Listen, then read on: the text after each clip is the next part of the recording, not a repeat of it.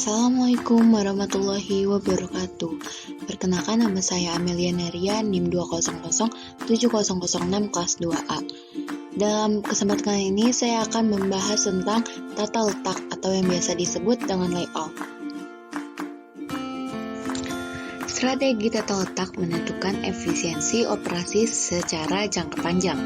Tata letak mempunyai sejumlah implikasi strategis karena dapat menyusun prioritas persaingan perusahaan yang berkaitan dengan kapasitas, proses, fleksibilitas, dan biaya seperti kualitas kehidupan kerja, kontrak pelanggan, dan image. Tujuan strategi tata letak adalah untuk mengembangkan suatu sistem produksi dan efisien dan efektif sehingga dapat tercapainya suatu proses produksi dengan biaya yang paling ekonomis. Hal tersebut diungkapkan oleh Heiser dan Render. Selanjutnya ada pengertian tata letak atau layout menurut Paulus Mayang.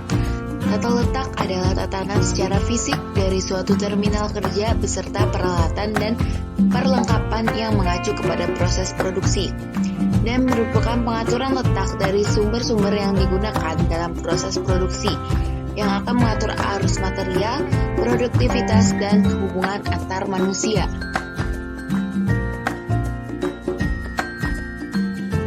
Selanjutnya ada jenis-jenis tata letak. Yang pertama ada tata letak posisi tetap. Tata letak jenis ini memiliki posisi yang tidak dapat dipindah-pindah atau dengan kata lain yaitu dengan posisi tetap. Tata letak posisi tetap sering digunakan pada industri pembuatan kapal penangkapan ikan. Tata letak posisi tetap memiliki beberapa sifat, yaitu barang memiliki posisi tetap atau tidak mungkin dipindah-pindah. Barang ini merupakan barang yang akan dikerjakan. Selanjutnya, biaya volume pekerjaan termasuk besar. Lalu, pekerjaan biasanya berupa proyek. Fasilitas produk dapat dengan mudah dipindah-pindah. Komponen produk atau salah satu bagian dari produksi yang tidak mungkin dikerjakan di lokasi akan dikerjakan di tempat lain. Kelebihan dari tata letak posisi tetap yaitu kurangnya dalam penggerakan material, terdapat kesempatan untuk melakukan berbagai banyak tugas, dapat mengakomodasikan perubahan desain produk, bauran produk, serta volume produksi. Hal ini sangat dikatakan fleksibel. Lalu pekerja diberikan kebanggaan khusus dalam menyelesaikan pekerjaannya. Berikut adalah contoh dari tata letak posisi tetap, yang dimana dari mulai sebelah kiri itu ada gudang bahan baku atau tempat material. Lalu di posisi atas terdapat mesin las, mesin gerinda, dan mesin keling. Lalu di bawah ada mesin gergaji atau yang biasa disebut mesin potong. Lalu ada mesin gerinda dan ada fasilitas pengecatan. Lalu diakhiri dengan sebelah kanan yaitu gudang produk yang sudah jadi.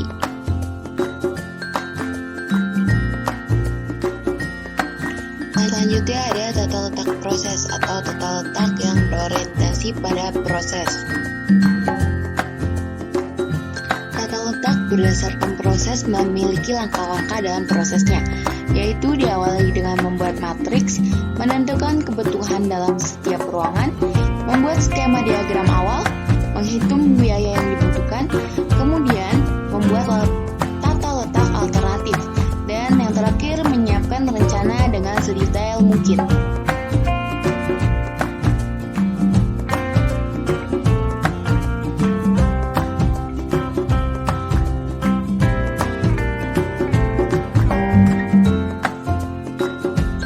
Selanjutnya ada dana dari tata letak yang berorientasi pada proses.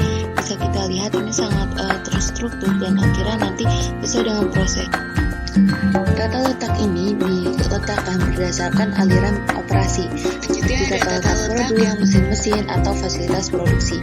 Perencanaan jenis tata letak ini biasanya digunakan pada industri manufaktur yang memiliki hasil produk massal, seperti kertas ataupun tekstil. Tata letak berdasarkan produk memiliki beberapa sifat, yaitu produk yang dihasilkan memiliki jenis yang sedikit tetapi menghasilkan jumlah atau volume yang banyak. Mesin khusus yang digunakan dalam tata letak ini yaitu tidak bisa sembarangan, jadi mesinnya khusus untuk produksi tersebut. Selanjutnya, tenaga kerja harus profesional dengan tenaga khusus yang sesuai dengan kebutuhan mesin.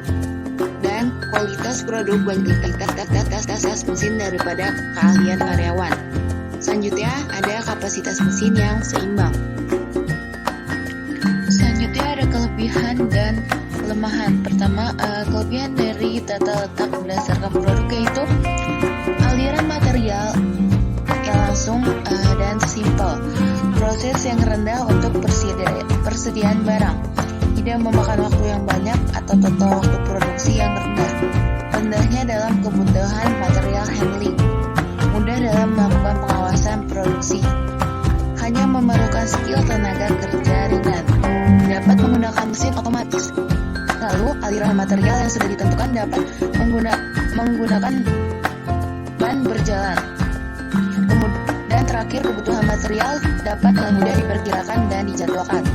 Namun ada pula kelemahannya, yaitu apabila mesin mengalami kerusakan, maka akan menghentikan semua proses produksi.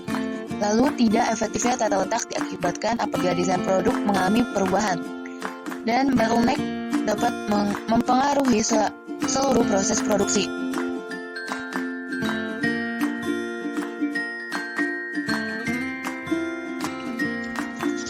Selanjutnya ada tata letak grup teknologi.